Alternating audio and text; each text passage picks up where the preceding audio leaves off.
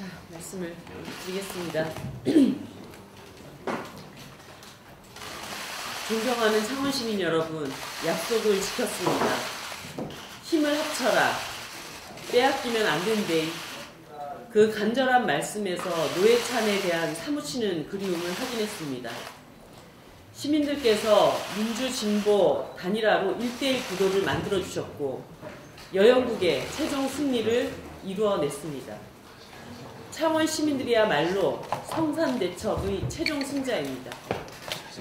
그리고 전국에서 정의당을 응원해 주셨던 국민 여러분, 다시 한번 온 마음을 다해 진심으로 감사드립니다. 진보정치의 자부심, 창원의 노동자분들께도 감사의 마음을 전합니다. 권영길 노회찬으로 이어지는 창원 성산의 자부심을 지켜주셨습니다. 퇴근 후 투표소를 찾았던 노동자들의 물결을 결코 잊지 않겠습니다. 여영국은 6411번 버스를 타고 우리 사회 모든 투명 인간들과 함께 노동이 당당한 나라를 향해 나아갈 것입니다. 승리하는 단일화, 감동의 단일화를 이루어주신 더불어민주당과 권민호 후보님께 감사드립니다. 이번 승리는 촛불로 탄생한 문재인 정부의 개혁이 멈추지 않고 전진해야 한다는 국민의 명령입니다. 경남도정과 창원시정에서도 민생개혁, 민생혁신을 이어가라는 우리 시민들의 명령을 지키겠습니다. 자유한국당에게 고합니다. 끝내 인간성마저 포기했던 당신들의 마지막 캠페인에 대해 시민들은 냉정한 평가를 내렸습니다. 그들은 야합이라고 맹비난했지만 창원 시민들은 여영국의 손을 잡아주었습니다. 당신들은 결코 노회찬을 이길 수 없었습니다. 정의당과 여영국은 여기에서 멈추지 않을 것입니다. 여영국은 단지 국회의원 한 사람이 아닙니다. 정의당과 여영국 앞에는 노회찬이 남긴 거대한 발자국이 있습니다. 약자를 위한 정의로운 정치를 위해 정쟁으로 무너진 국회를 민생으로 되살릴 것입니다. 대한민국 제조업의 심장, 창원이 다시 뛰도록 약속했던 지역 경제 혁신을 위해 노력하고 반드시 이루겠습니다. 노회찬의 부재로 멈춰버린 국회 개혁과 정치 개혁의 드라이브를 다시 가동하겠습니다. 노회찬 대표님,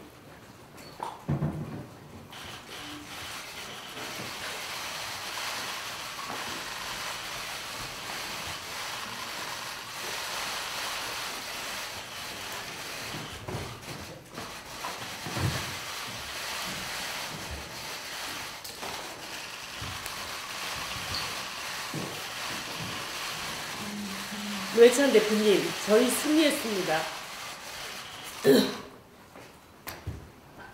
창원 성산 시민들께서 대표님의 못 닮은 붓을 이어가라고 여영국을 선택해 주셨습니다. 당신은 하늘에서도 정의당을 지켰습니다. 고맙습니다. 이제 우리 5만 당원들은 비로소 탈당을 하겠습니다.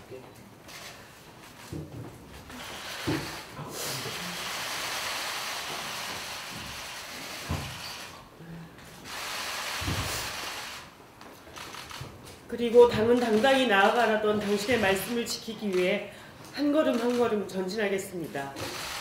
당신이 생명을 내던지며 지키고자 했던 정의당을 더욱 소중히 지키고 키우겠습니다. 그리하여 2020년 제1야당 그리고 진보 집권을 향해 반드시 나아갈 것입니다.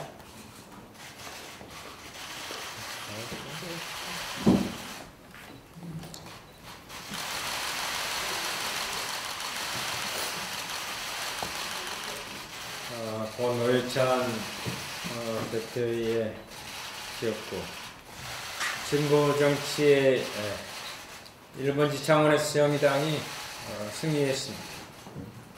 국민 여러분 그리고 창원 시민 여러분께 진심으로 감사드립니다. 선거운동 기간 정의당과 여영구 후보는 국민과 창원 시민들께 약속드렸습니다. 노회찬 정신을 지켜나가겠다. 어려워진 창원 경제, 또 서민 경제를 반드시 살리겠다. 그리고 노동이 존중받는 사회를 꼭 만들겠다고 했습니다. 반드시 지키겠습니다. 정의당의 승리를 만들어주신 국민 여러분께 새로운 희망의 정치로 보답드리겠습니다. 선거가 진행되는 열띤 현장에서 창원 시민들은 개혁을 할 거면 제대로 하라고 말씀하셨습니다. 제대로 해보겠습니다. 정치개혁을 위한 선거법을 반드시 통과시키고 공수처법 제정을 위해 적극 나서겠습니다. 사법농단 법관들에 대한 탄핵도 반드시 추진하겠습니다. 또한 노동자, 중소상공인, 농민, 여성, 청년을 위한 민생입법을 앞장서서 만들어가겠습니다.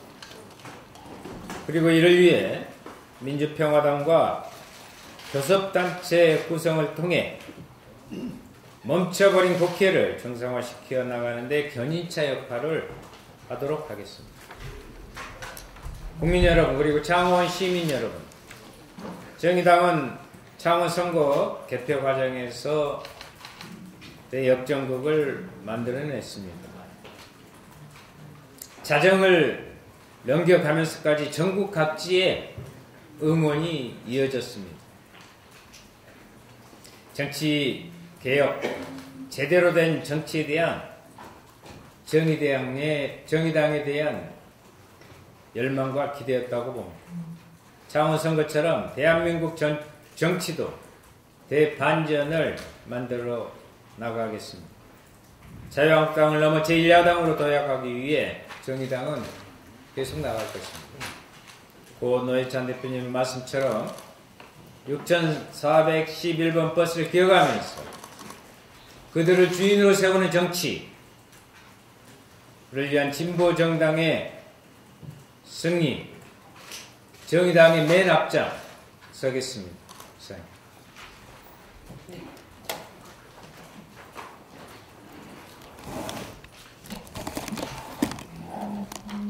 정의당 지속가능한 생태에너지공사 이현정입니다.